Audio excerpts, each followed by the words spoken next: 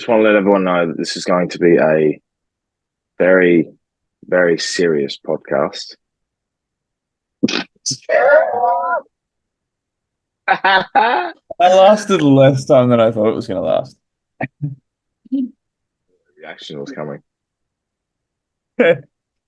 Now, the reason this is going to be a very serious podcast is the fact I'm seeing myself Yes. is the fact that Jared has a cough and we do not want to ignite this cough. And for his own well-being and the safety of all that are at home, for your speakers and your ears and your car speakers and wherever you may be listening or watching, we're going to do this very seriously. We are going to be the most serious AFL football podcast you can think of. Think of the most serious one that you can think of in your head right now. I actually can't even think of any that are serious, like at all, really. Maybe tradies, or I suppose, or gettable, even though they're not that serious either. Whatever, it doesn't matter. We're gonna top all that. This is going to be pure seriousness, pure just here it is. Here's the hard uh, facts. I couldn't figure out a way to describe.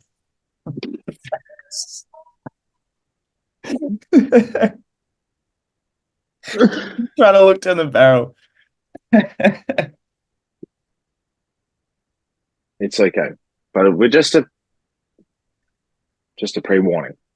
It may get ugly, it may get dirty, but And we're that's going to be just deadly.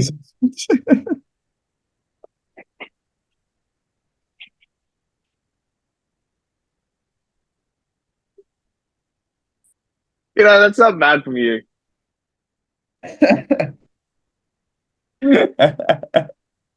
Ah, fuck it. Let's just do the normal things we do, eh? Happy Halloween! Smash the glass. That's a play of the game. That is the play of the game. The impossible angle, and he puts it through. And Portly. Danger, danger, danger, danger. Butler, Butler, Butler, Butler. Get around him. Get around him. Edge of the seat. Good morning, good afternoon, and good evening, everyone. Welcome to episode 65. Jesus Christ, we're getting old. Yeah. 65. The glass table. I now represent and present my co-host, Mr. Jared Thomas, who joins me. How are you, Jared? Hello. Very well. I'm throwing this whole fucking serious demeanor straight out the window. It's not happening. I can't hold it for longer than 2 minutes, so it's not even gonna try. I'm well. As we've spoken about, I'm coughing a lot. I coughed all night. I feel like I was awake from when the clocks went from 1:59 to 3, which does not make me feel good. Um, but yeah, we're feeling okay. Apart from that, footy season is obviously over. AFLW season is still going. NRL season finishes today, even though that doesn't matter at all to us, but that's another thing that ends.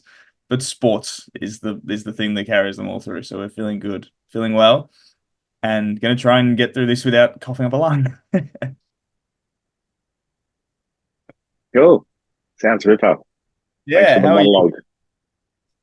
Yeah, I'm good. I'm well. I did not see the daylight saving switch. I slept through that. Definitely woke up and thought life has definitely changed. Um, and yeah, we've gotten through the week. That's all that needs to be said, really. Now we're here. We've had BNF winners. We've had free agencies already lodged and had to kickstart the trade period. So nothing to do with NRL, but No, but very, very glad that it's, yeah, thing.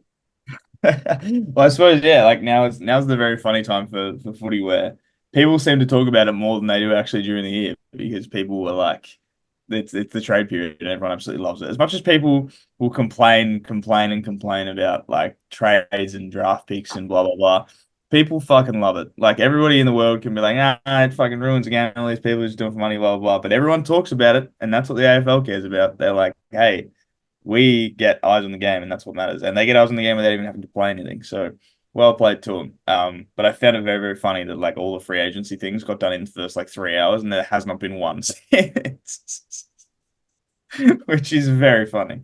Yeah, it was almost like, well, some of us actually want to have a weekend, so we're gonna get this done now. Yeah, let's just get it done now. Saturday, Sunday, we're free. We'll be right.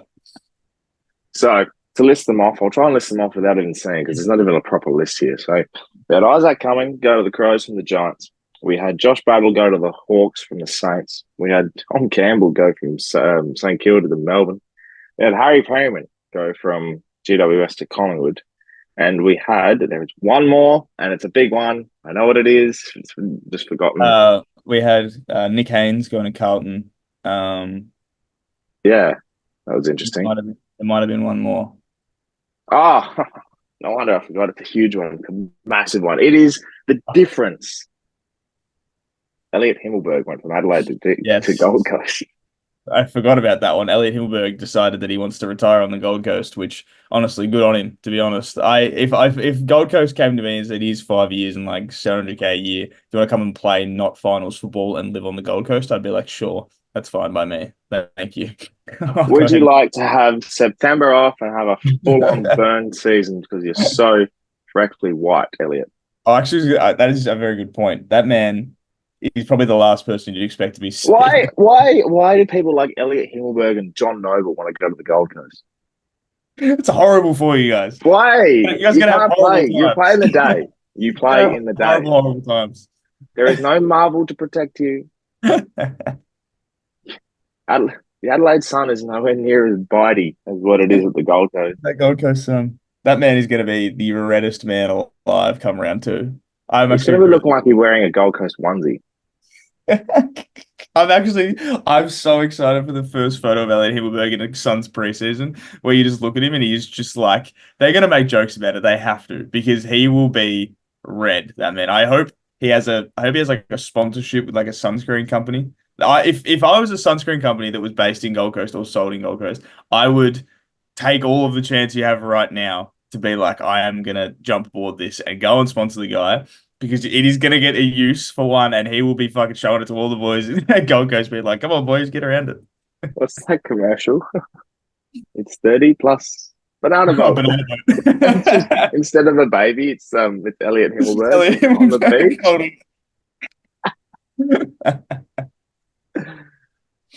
It'll be funnier. He'll definitely do it day one to represent the sponsorship, and he'll just look whiter.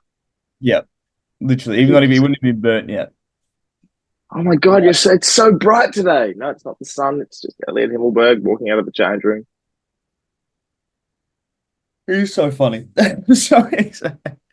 I'm excited to see it. That's what I'm waiting for. The first Suns photo of preseason where he's just been running around and it's just like, oh, Elliot, you silly boy. But majority of them, there's going to be like the trio, they can call it. Hmm. Elliot Himmelberg, John Noble, Matt Rao. Oh, yeah. The classic. Them three in a photo. They better put them all next to each other. The pasty boys just rolling around. We may as well get through some of them now because why not? Obviously, Elliot Himmelberg, who we're touching on now, it says a versatile tool makes move from Crows to Suns. Now, I didn't ever think we'd ever talk about Elliot Himmelberg on this podcast, but here we are. It's time for everything. In a short few words, will he make a difference to the Gold Coast Suns? I'll raise you a few words and I'll say one word. No. We move on then. Straight on to the next one. This one we want to get your thoughts on because it's very funny to me. Because the outcry of the Saints president during the week comes out and says that the drafting is unfair, and we talk about equalisation and St Kilda have basically been screwed, even though you said it yourself. You guys don't know how to draft. No. But someone put out a list of the players that you do have, a very talented list, all under the ages of 23. It was very, very promising. And now you have pick 7, pick 8, because you have compensation for this free agency. And Josh Battle's obviously gone to the Hawks on a lucrative offer, which is for someone that's He's good. For someone that nobody knew 2 years ago, he's done quite well for himself, I feel. You reckon? I'm going to announce that I want to leave in the middle of July next year from Sposs to somewhere else and see what offer will come my way. See how much money they roll around. I'm going to throw out so much thanks to inflation. It's very good. But yeah, Oh, yeah. Josh Battle going to the Hawks. You guys, thank you for getting pick 8. What do you reckon? What do you feel? What's your thoughts? Well, this was kind of always a win-win for us, I think, because it was like, and I said this like from the moment it was kind of tossed up whether my Battle was going to Hawks or not. I said this is either way, this is probably a win-win. So if Battle stayed, we got a very good backman, a very good player to obviously stand aside Wilkie and do well and stuff. Like he's been there for 8 years. He knows what he's doing. Like he's a very good footballer, and there is no doubting that whatsoever. So either way, we kept him, would have been great. We keep Josh Battle, great footballer. He leaves, we get pick 8. And like if you were just doing a straight swap, pick 8 is overs for Josh Battle, obviously. Like that's an obvious, like if you were doing a trade, they wouldn't give you a pick 8 for a Josh Battle. You know, you'd get like that sort of late first rounder or like, whatever, second rounder. So it's good in that it's very, very much it's very even for Saints fans, I think, either way. And I've seen Saints fans like online and like, oh, I can't believe you'd fucking leave. I was like, guys, we just got fucking pick 8. Like it's okay. We're gonna be fine. This draft is very, very deep. The top 15 players are really, really good. There's a lot of really strong midfielders in there. A position that we have been fucking crying out for years, like literally years, ever since fucking Lenny Hayes left. So like we are perfectly primed for this kind of thing. So I am happy with it. Obviously, I would have loved to have kept Josh Battle either way. That's what I'm saying. It's a win-win. We either keep him or we get a pick 8 and we have a chance at a really, really good midfielder. I'm fine with it. A lot of other Saints fans of whatever. I don't really like. I don't really care about the whole BNF inviting him, not kind of thing. He seems like a good dude, so I would have invited him, I think, or I would have allowed him to come. But it's obviously not my decision to make. But either way, I think both teams are better off for this deal. The Hawks have a very, very good backline now. The Saints are going to get pick 8 and pick 7, which you would hope and pray that we get somebody out of those two. I don't care if one of them's a dud, as long as one of them is good. That's all I care about out of that 7 and 8, because we can't fuck this up. The last time we had two next to each other was Hunter Clark and Nick Caulfield. And the one that happened after that was Aaron Norton. Like, so I'm a little bit burnt by it, is the only thing that I'm saying. In that I know that our drafting is bad. It's been better in recent years, admittedly. The last like 3 years, we've had pretty good drafts. We got like Naz and Owens and Windhager and Filippo, and we've had a good stretch now. So I'm like, all right, don't fuck it up. just do not fuck this up, St Kilda. But either way, good on you, Josh Battle. Well played. Hawthorn's probably going to be pretty good. Now, knowing that the draft this year is quite strong, as I've said, next year's isn't as, I guess, potent, I would say. But also knowing that over the coming years, Tasmania is coming in. Do you reckon, sort of detouring away from trading and stuff, but do the Saints look at going, all right, we've got 7 and 8. Do we go the two midfielders? Do we go, a quality defender again? Because you're not going to have Wilkie and Howard. They're not a premiership winning defense. Wilkie would do his best, but dudes with Howard struggle against me in Div 6. But do you look at go, all right, we're going to take 7 and 8? Or do you go to the market and you look at these names that are sort of running about at the moment? Some, still up for debate, whether like Dan Houston, for example. Yeah. You enter back into the conversation and you're like, all right, well, we've got this pick 8 as compensation. We know what Port Adelaide are asking. Do you go pick 8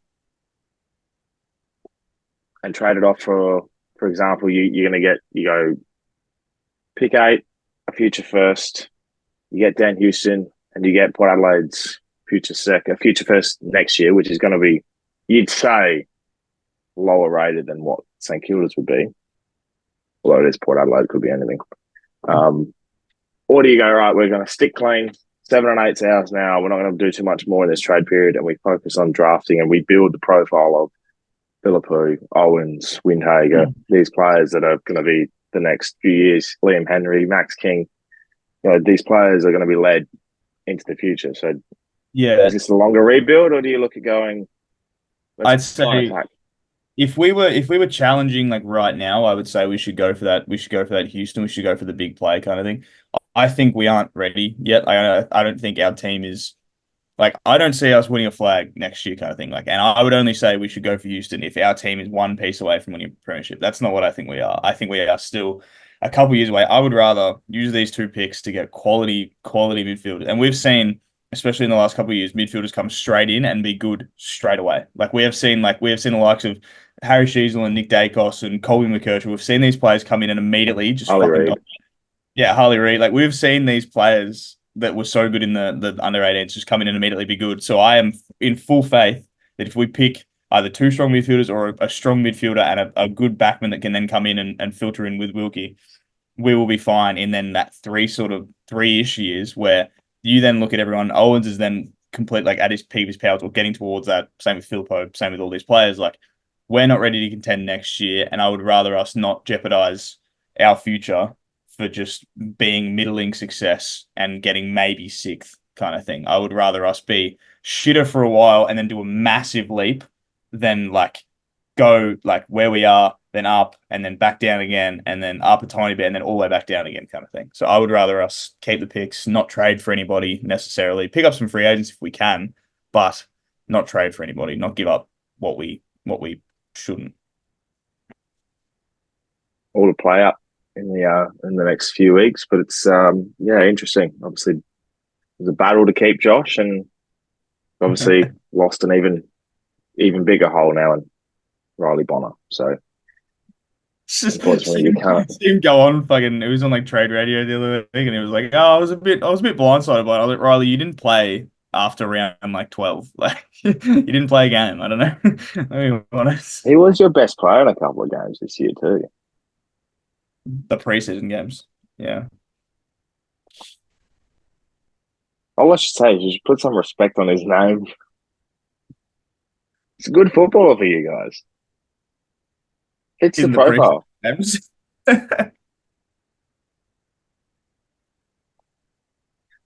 Miss you, Riley. The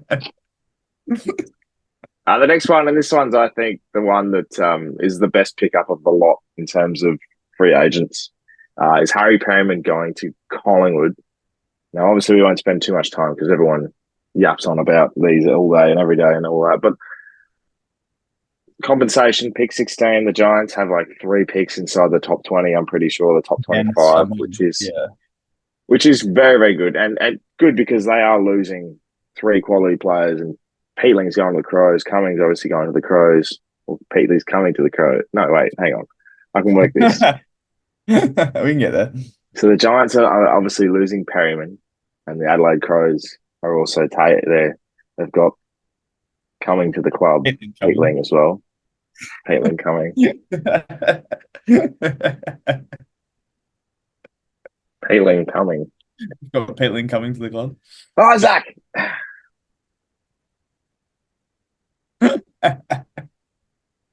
Anyway, yes.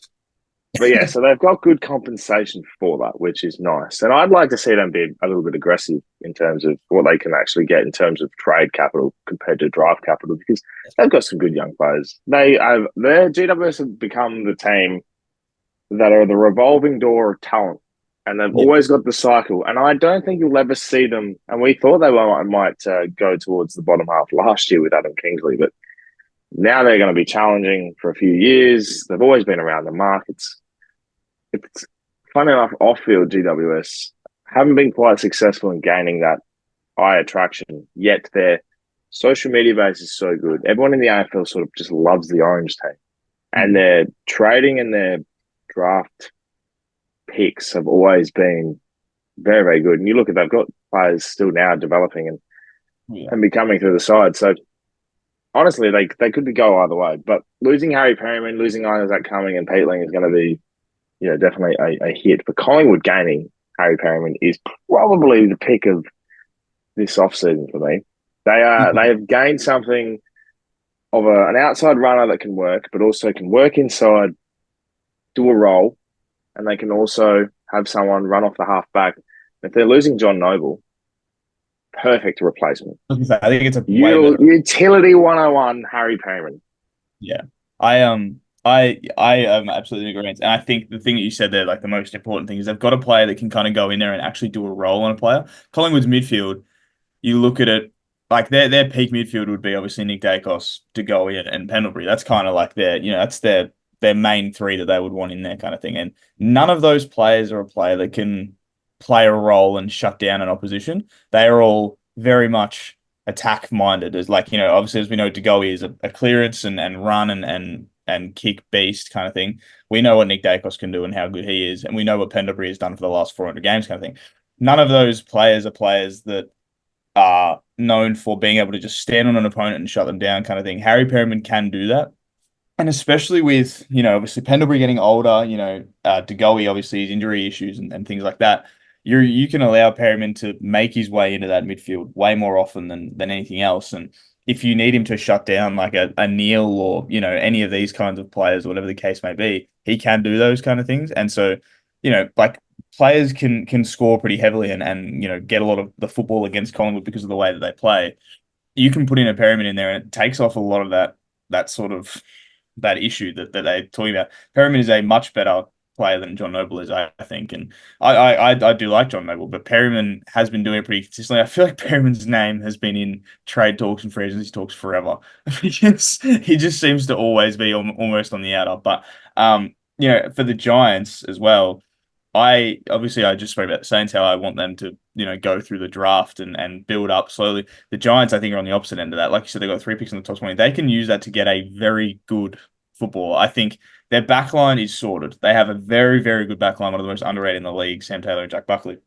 That's an incredible backline. You've obviously got the Coleman medalist up the other end. Fantastic. Again, you've got Toby Green in there as well. You've got Aaron Cadman coming through. That's fine. If they can go in there and get like a really solid winger, or they can get like a solid, like another midfielder to come in, obviously like Canelio's getting older, Whitfield's getting older, Kelly gets injured a little bit here and there, but he's obviously around. If you can get like a solid midfielder or a winger for the Giants with the 3 top 20 picks that you have, they will be there or thereabouts next year. And that's what I think they're the opposite to the Saints in that the time is fucking now. Like you have the list to do it.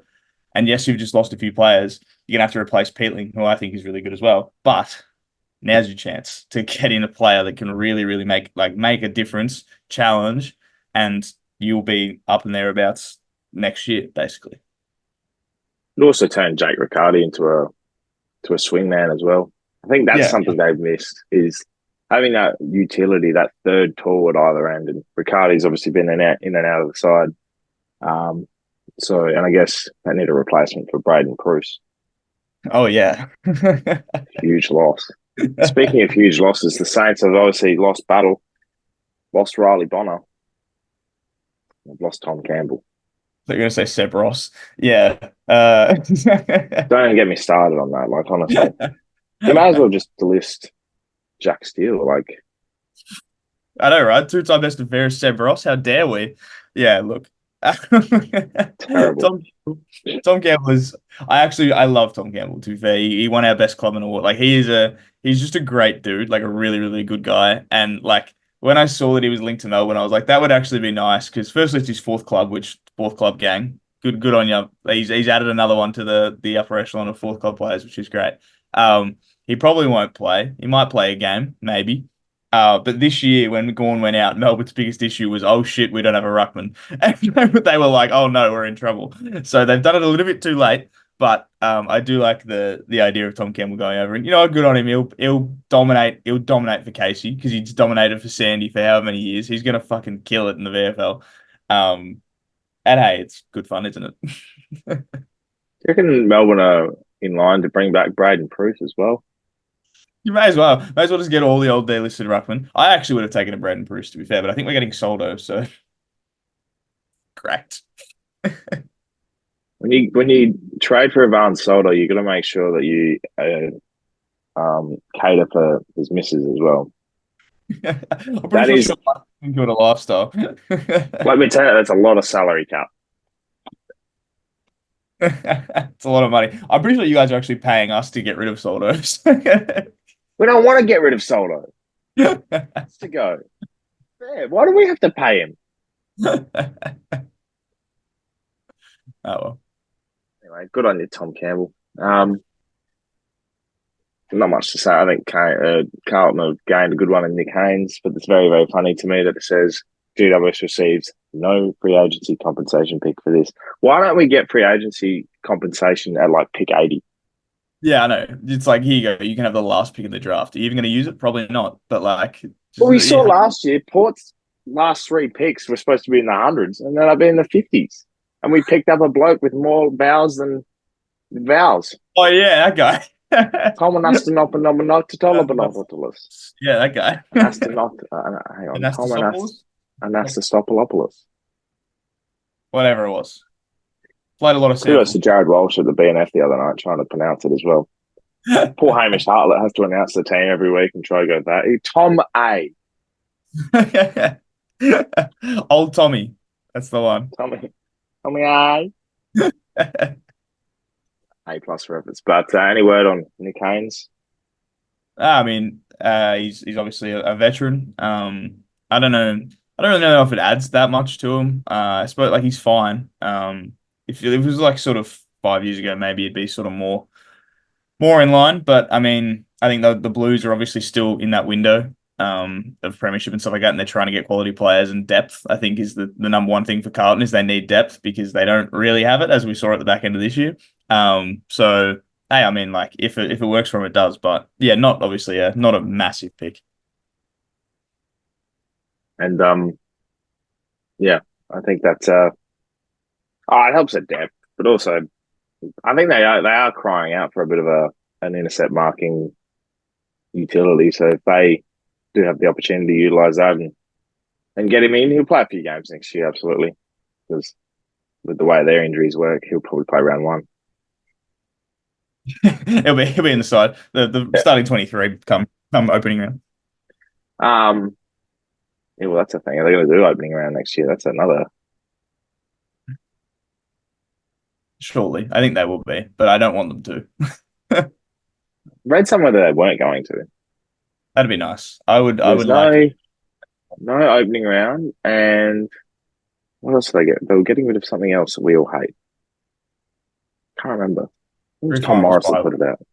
Pre-finals bye would be Why nice. don't they just put it between Prelim and grand final. prelim and grand final, and you can have that week where you do everything, right? You do the All Australian one night. You have a night of awards. Like Thursday night, you do the All Australian. Friday night, you can do something else. Saturday night, everyone gets on the piss. Sunday night is the Brownlow, like they always do pre grand final. And then, yeah, you're on your way. Grand final week. But It builds you up. do your All-Star game with all the teams that are playing, except for the ones that are in grand final. Like you do the other 16 teams, kind of thing. So the players are still around because there's a Brownlow and things like that to do, so they can still play. Just it would make Footy so much. festival. It would just make so much more sense. And yeah, I don't know. It is what it is. But The AFL website missed out on this one. And this is the final one we can talk about before getting into a few other things that we want to talk about today. Giant becomes a crow. Becoming a crow. Or Isaac becomes a crow. don't spell it out. Becomes.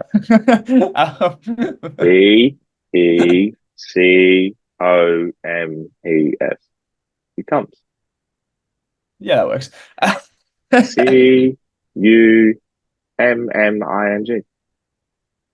Cumming. Yes. Yes. Spelling bee. There's going to be so many memes of the Crows next year. He'll kick a goal. It's like, I'm coming.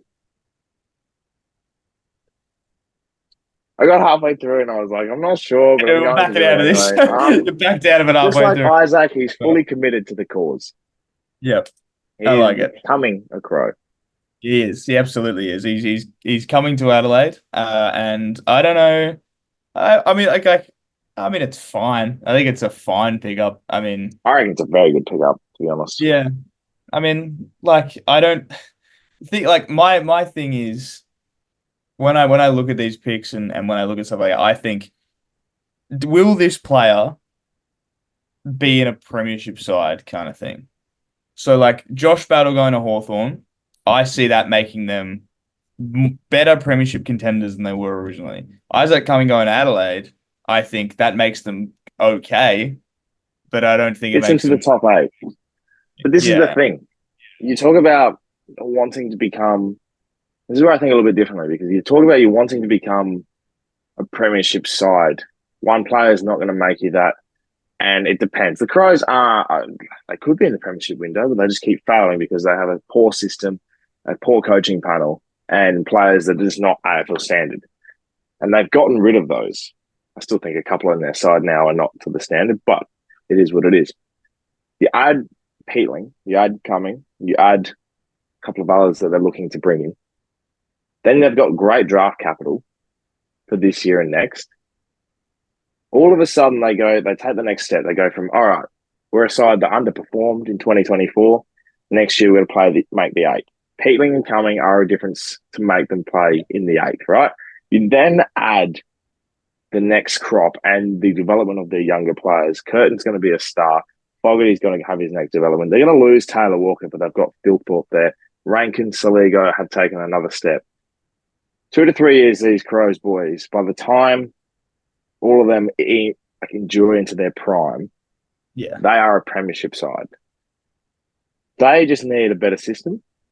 And adding these players and adding a difference in terms of their coaching. I think they added another um, assistant coach or someone that's overlooking the assistants, which is going to help massively. The way that it works is they will develop. They'll be potent next year. We've always looked at the Crows being, oh, this is a side that's going to, they're a scary side. No one wants to play them. No one wants to play them at Adelaide. no, This year, obviously, they fell very, very short of that and they were very much a disappointment. But they still have that aura about them that allows them to be the side that you sit there and go, fuck, do I really want to play the Crows? Do I really want to do that? And in the end, you add Cumming, you add Peatling, they're going to be players that will take them to that step of making the eight. So it might not look like a good trade, yeah. but in the role that he's going to play, not better than the role he will play against the likes of Canelio, Kelly, Tom Green, and these players that dominate at the Giants. He's just going to stay fit.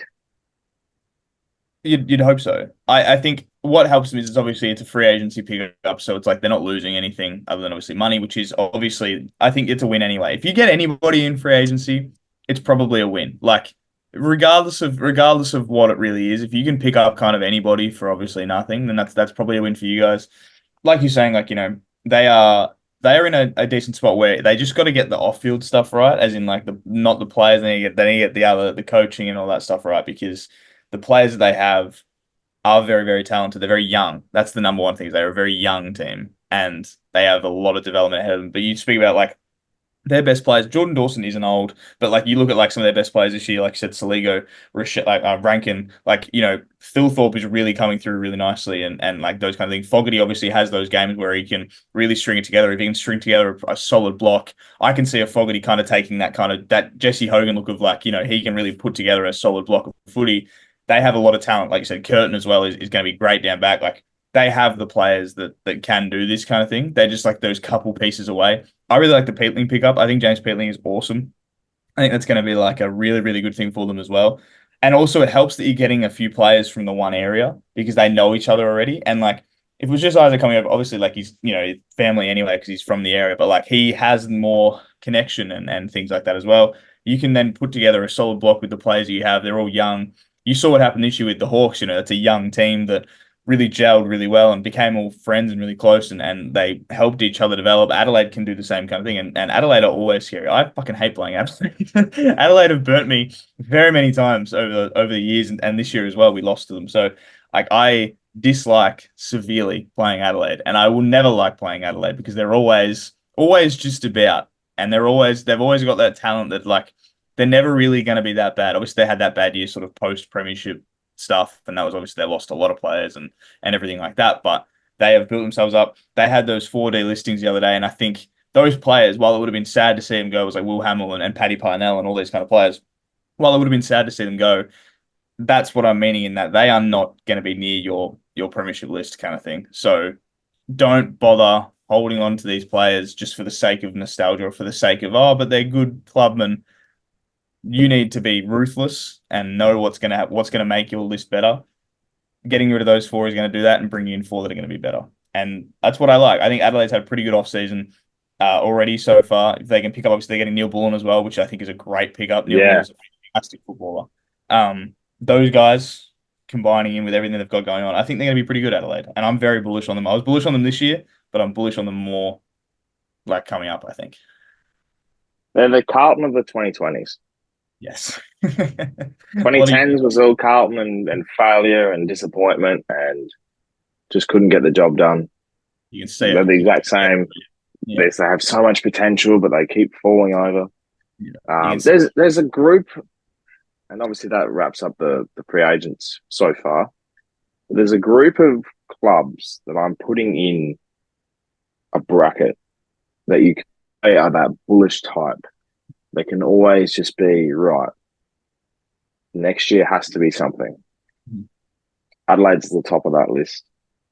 St Kilda's the top of that list, or thereabouts. Carlton have to be there. Western Bulldogs have to be there. And the other one is Essendon.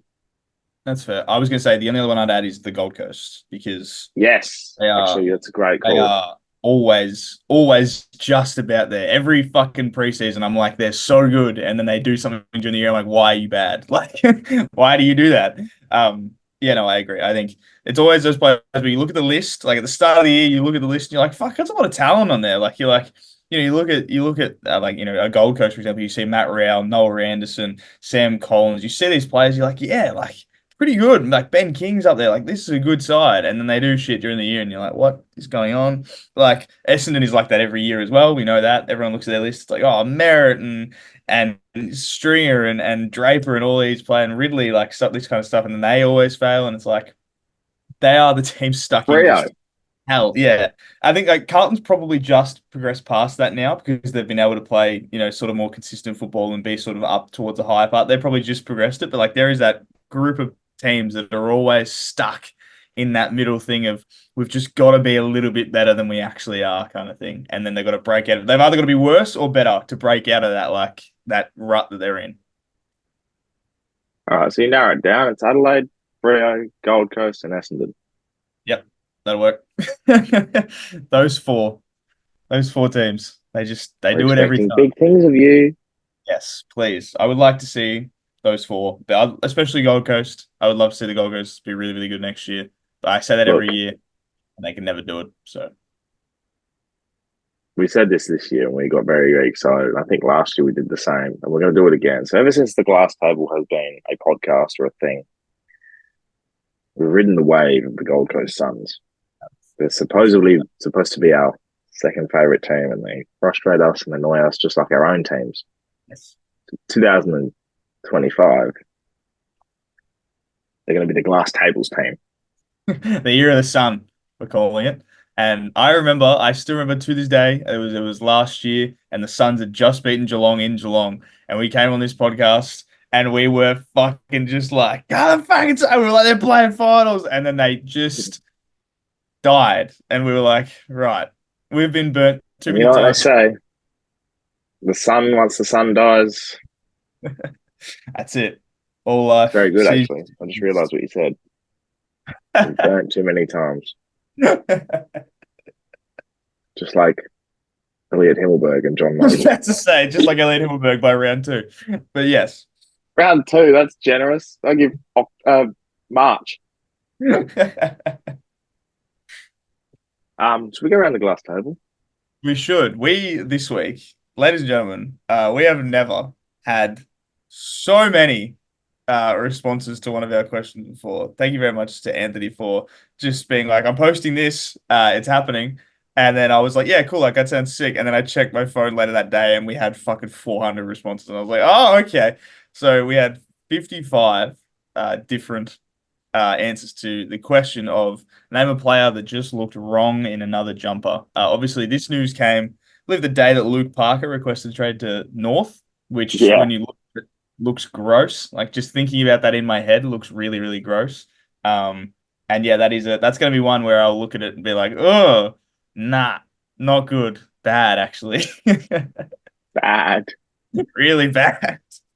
There's a couple, absolutely, and obviously, um, we've seen players like throughout the years either going to finish their career somewhere else, or whatever the case may be, they've got an opportunity to play 1 year and then go into a development role or whatever the sort.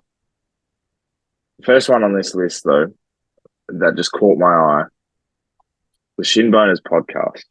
Daniel Yes, Wells at Collingwood. Now, I completely forgot he played for Collingwood. I hate. See, you say that one, and then I looked at the replies to that one, and I saw the Lindsay Thomas at Port one. I forgot that was a thing. Like So both did of Port those fans. two, yeah, both of those two. When I saw them, because Danny Wells and Lindsay Thomas to me are very early 2010s North. Like that is like in my brain. It's those two. It's Farito and it's Boomer Harvey. They're like that's my like brain kind of thing. So Yeah, I seeing them like in it. any other countries, I'm like, that's gross. Like I don't like it. But yeah, that is definitely one that caught the eye. I got a lot of likes too. The Shin Bonus podcast one. So yeah, that one's gross. I don't like that. Did you any find any that caught your eye?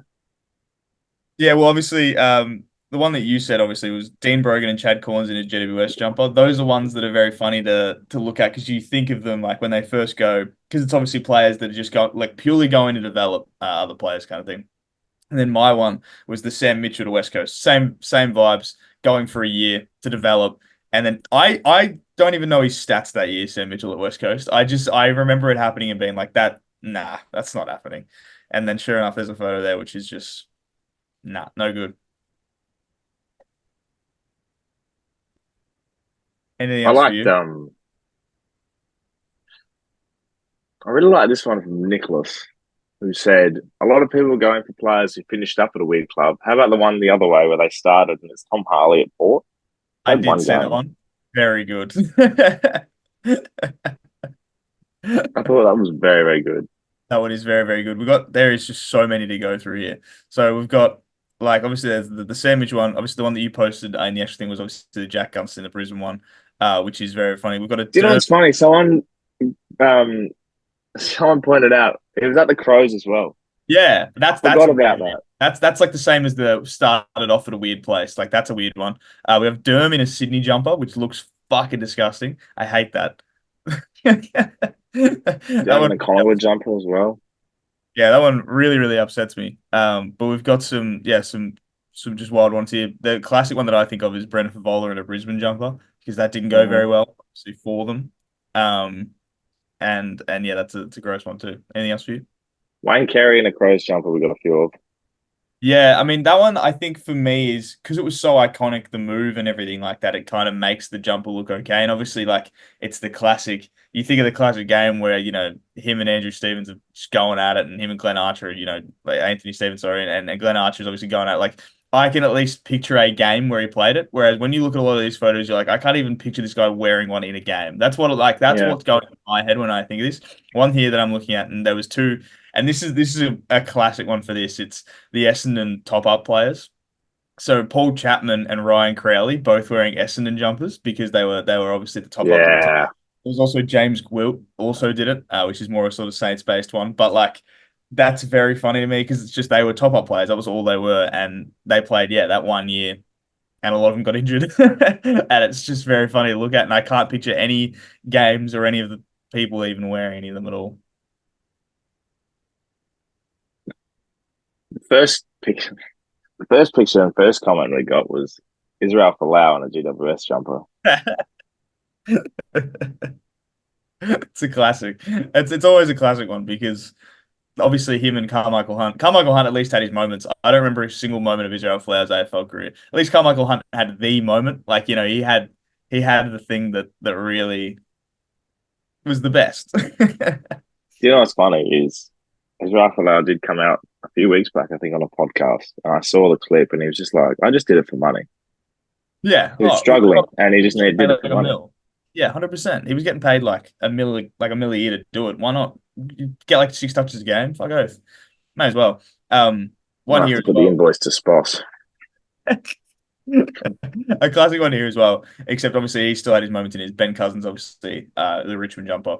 He didn't play very long at Richmond, but he had a lot of moments there, and he was very very fun. Ben Cousins and made his way down here, which was good. And then like we were saying before, obviously the Dean Brogan, Chad Corns route. If you look at Gold Coast Suns, Josh Fraser in a Gold Coast Oh Sun yeah, is one for me that's very very funny as well. So yeah, I love those ones. But there's a lot of Durham ones here because I forget if I have Sydney and Collingwood, and because everyone just picks him obviously in the Hawks jumper. We've what I found really funny as well is I saw Chris Judd both ways. Like I saw Carlton fans yeah. posting Chris Judd in the West Coast one, and then West Coast fans posting him in a Carlton jumper. So we've had both, which is good there too. I don't know. This the Pagans patron put out, and this sort of got a few interactions. Put out a few that I think are just a little bit before our time. Well, obviously we know the names, but they're a bit before. So it was like Mick Martin at Carlton, Yep. Corey McKernan at Carlton, Wayne Schwass at Sydney, Todd Goldstein's our current one, which is at Yes. Essendon, and yeah, obviously Wayne Carey in Adelaide. So there's just so many. There's it's a classic though because like just looking at it happen and like being able to see over time all these things is great. The Mick Martin one is really funny because he played nearly 300 games for North, and then his 300th game he was playing at Carlton kind of thing. He played like 13 games there kind of thing, and I just remember like all the stories you hear about the Mick Martin going to Carlton thing is no one fucking wanted it to happen, like nobody in the world. And then so when he had to play his 300th game, everyone was like, "This sucks. You should have been playing your 300 in a North jumper." But instead, he was in a Carlton jumper, and no one gave a shit. No one cared. They were like, "This is whatever." Like. It's it's wild to me to think that yeah anyone could look at anything different. It even looked like afterwards. It's like after they retire and they go coaching. And for example, there's Trent Cotchin in a picture of a Brisbane Yeah. polo. You know, there's different players in pictures of, and like Rory Sloane's going to the D's next year as I Yeah, think I saw development assistant. this year or last year Bob Murphy in the Frio polo, and I was like, gross. Like it's fucked. Yeah, they just you don't suit your colours, boys. Robert Harvey when he went to Collingwood as assistant coach, I was like, you fucking motherfucker. You fucking prick. Do you know what's funny? I'd almost put him in the Saints jumper and it'd look odd now. Robert Harvey. Mm. Just all I think about now is him as a Collingwood assistant. Don't you talk to me that way. Don't you fucking talk to me that way. Hang on. Don't you fucking Collingwood legend. hang on. Collingwood legend. Here we go. What does that What have say? you got? What does that say? Halves. What does that Collingwood say? legend. Don't you fucking For the listeners of this podcast, this is a book that says halves St Kilda legend. I think I got it at his final game. Yes, I did. Is that in the semi final? Yes, the Against the prelim Dogs. against Hawthorn in 2008. I cried. Forever and always a Collingwood legend, eh? Don't you At least fucking he, dare. at least he got his premiership at Collingwood last year. Hey, he's been back at St Kilda. He was at Collingwood for like 2 years. Ah, He's been back he was at Collingwood when he was at Hawthorn, and now he's been back at St Kilda since Ross has been there. and he's back where he was and back where they are normally. Back where he belongs. Mid-table. Moorabbin is what I was going for. Not Oh, I think he said mid-table. mid-table. No. It's very easy to get you rolled up. You just have to I point have out strong St Kilda opinions legend. about Robert Harvey, okay? No, not St Kilda. I'm fine to give shit about St Kilda. Robert Harvey, I will not take. He's a fucking legend. Did he play in '97 against the Yes. Crows? He was a Brownlow medalist in '97.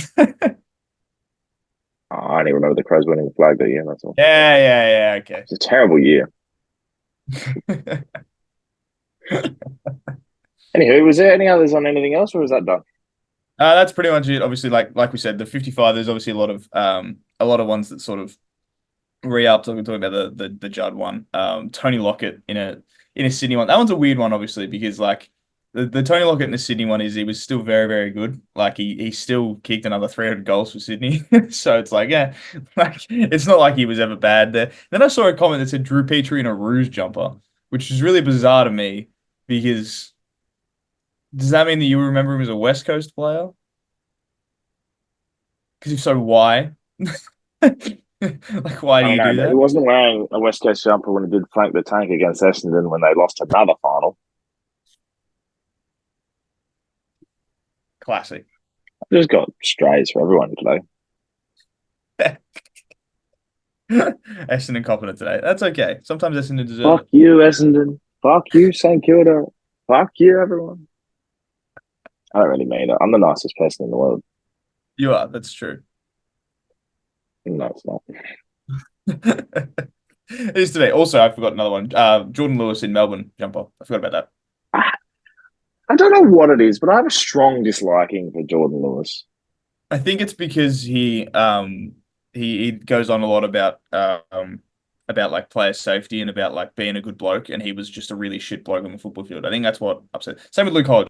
I don't mind Luke Hodge, but he says a lot about how like you should really. This is like the Hinkley thing. Yeah, this is a lot about how you should That's, respect I the think, what it is. yeah, you should respect the opposition and blah blah blah blah blah. And then Luke Hodge when he played was the biggest fucking prick. He like choked someone out on the field, like Put Chad Wingard into another dimension through a post. Like, yeah, and like he fuck it was against North, I'm pretty sure. He like was full on choking whoever it was on the ground that day. Like, all right, Hodgie. Like, I understand white line fever, but also like just because you're not playing it anymore, you know. I think it's just like Jordan Lewis just sits there on the panel and he'll say his thing, but then like almost just doesn't care about anyone else's, and then we'll try him back in again. I don't know. Oh, look at me. I'm the poster boy for big hits. Brother, you're the one that got it. He didn't give it. You received it. You remember we went back on the field that day? How fucked up that is. Explains everything to me. Imagine that happened these days. You get a hit like that these days, you won't get. They wouldn't let you play for 2 years. Like they'd be like, "Nah, you're out for a while. Sorry, mate." Well, still think the Stephen Martin one was bigger. That was a big hit. That's also the was it Gaz? No, someone He pushed. Someone pushed. No, it was pushed him in. Gaz. Yeah, Gaz pushed him into it. So there you Did go, he push mate. Stephen May into him? Push Stephen May into him. Yeah, bang. Copying a bit of Aussie Man reviews here because I think that's the video that I think of when I watch that. Aussie Man Mm. reviews it got sent to destination fucked as the word I believe is the Aussie Man reviews way of saying it. He truly did one of the biggest hits of all time, one of the most underrated hits of all time. That one because it doesn't get brought up enough. I don't think. Yeah, well, they can go to destination fucked, and we should go to destination stupid sexy. I can like see the gears as you were like trying to figure out how to like weave the way in there. How you doing? How you doing? Anyway, Homer. Stupid sexy AFL players. Well, we have arrived at destination stupid sexy. You certainly have. Don't forget your bags. You're gonna need a lot of Luggage? protection. Yep. Yeah, it's one a week now. It's something. So what is it? I really fucked one last week. There was one that was really Was the stupid. second sentence we said last Yes, week? it was straight away. At least this one was one word. The other one words are the harder ones. Yeah, no, because it's like there's that many you could just randomly say that it just somehow manages to. Yeah, it's wild. It is wild, just like going to stupid sexy land. So who took you to the destination this week, Jared? This week, now here's a little peek behind the curtain for everybody that's watching or listening. We really struggled to come up with stupid sexy players this week because footy is over, obviously, and we're not able to do that much as you seductively eat that raspberry twist. We're not able to obviously find as much. Really distracted me. I don't think I could talk with this happening. I'm just gonna let you finish before I continue. Okay. Happy?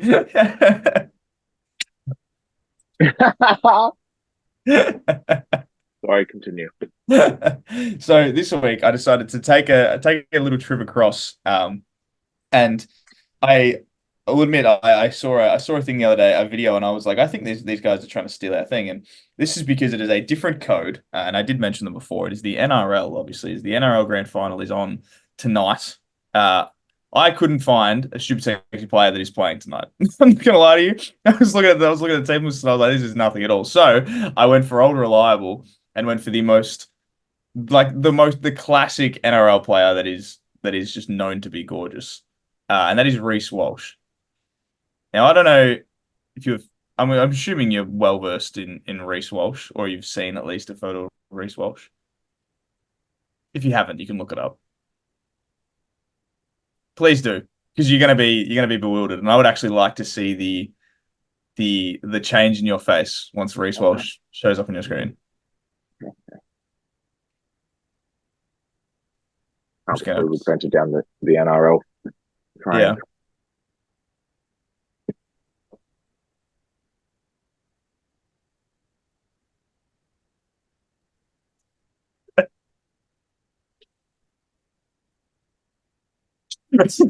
And all of a sudden, all the opinions and dispositions that you had to be picking an NRL player just disappear as you look into Now, the look, now eyes, the beautiful eyes of Reece Walsh. Look at how blue they are, Anthony.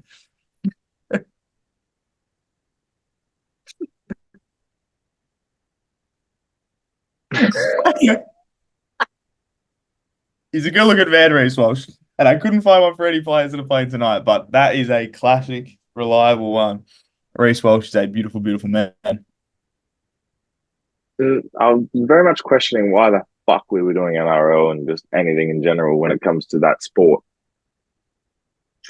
We have done different sports in the past, and And and a good Reece looking Walsh. It's a good looking man. When he was in Vegas, he came out on stage wearing a cowboy hat, and I was like, oh. At least- So many jokes in my head right now. But yes, my pick this week is I couldn't think of an AFL player, so we've gone with Reece Walsh. Good looking man.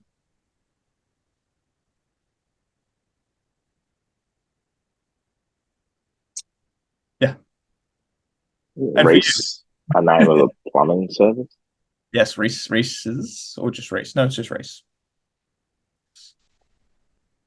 I'll let you filter through any of those sort of Joke about comments. pipes. Joke about pipes. Or drainage.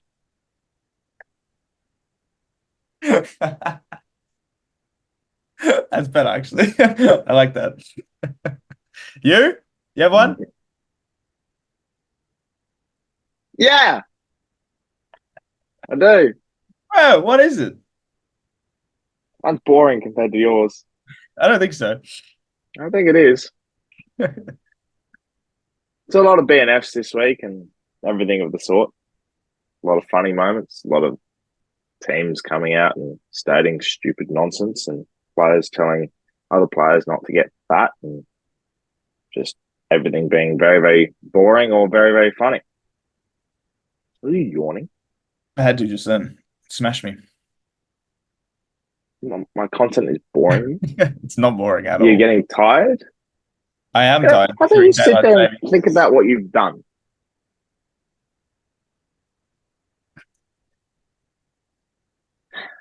Anyway, my pick is Mitch Georgiadis.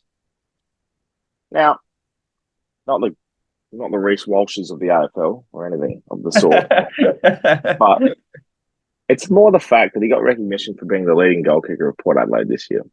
The kid's come back from an ACL, played 20 games this year and kicks 44 goals.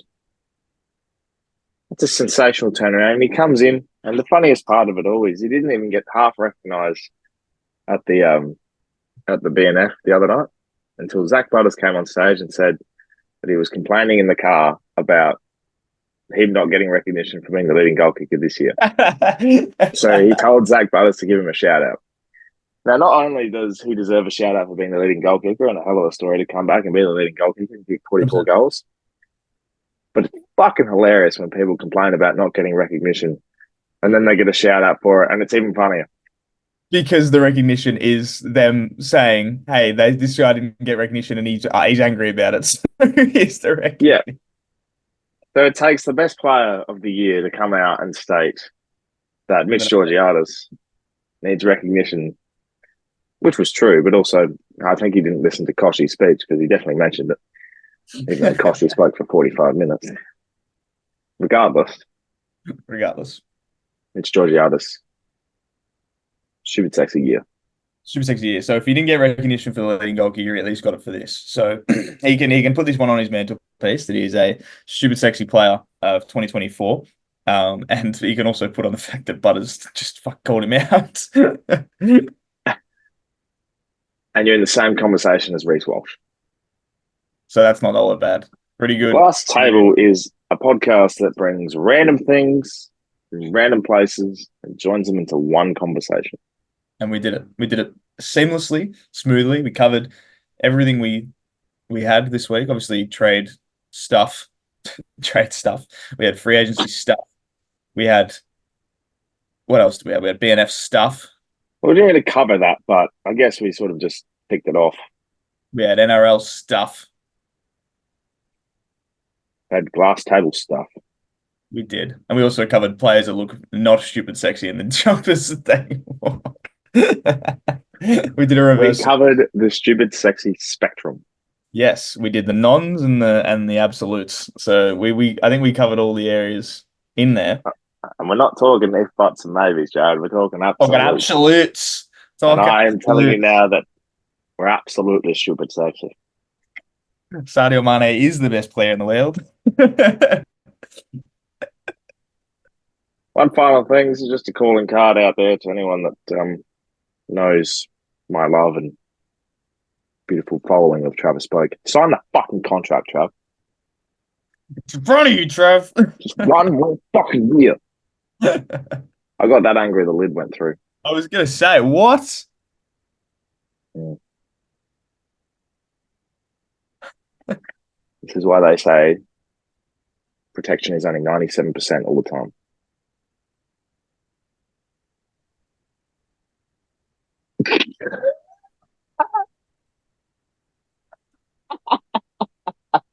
This is not what I thought you were going to say at all. That might be the funniest thing I've said.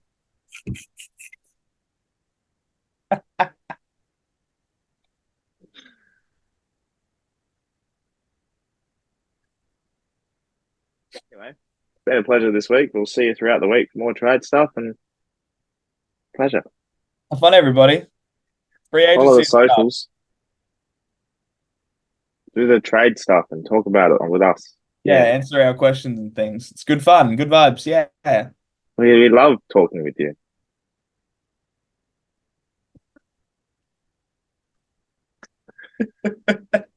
I've just done it again.